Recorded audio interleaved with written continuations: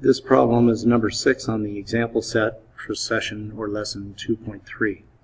We start out with a rational function, and we're going to have to find information on each of these items in order to sketch the function. A new item that we have added in is the starting point.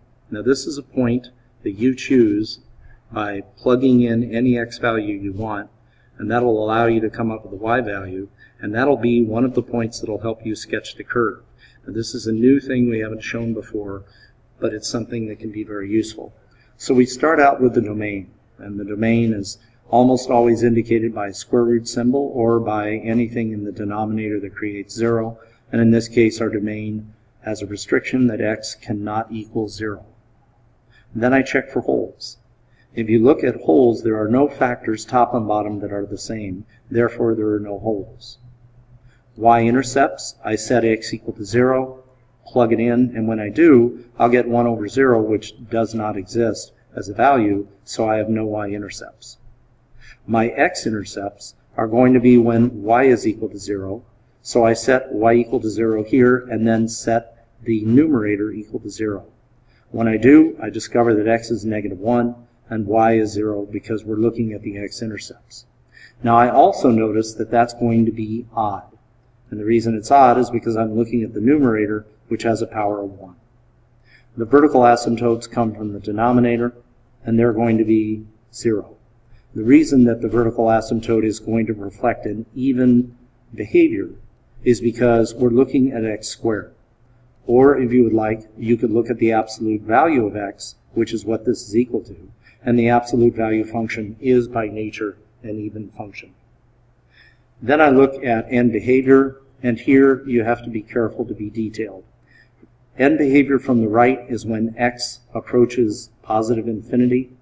So if I allow my numbers to get very big in a simplified form of the original expression, dropping the 1 and changing the denominator to absolute value of x, then as I put in a positive value up here, I already have a positive here. Sign analysis says that I'm going to go to a positive infinity.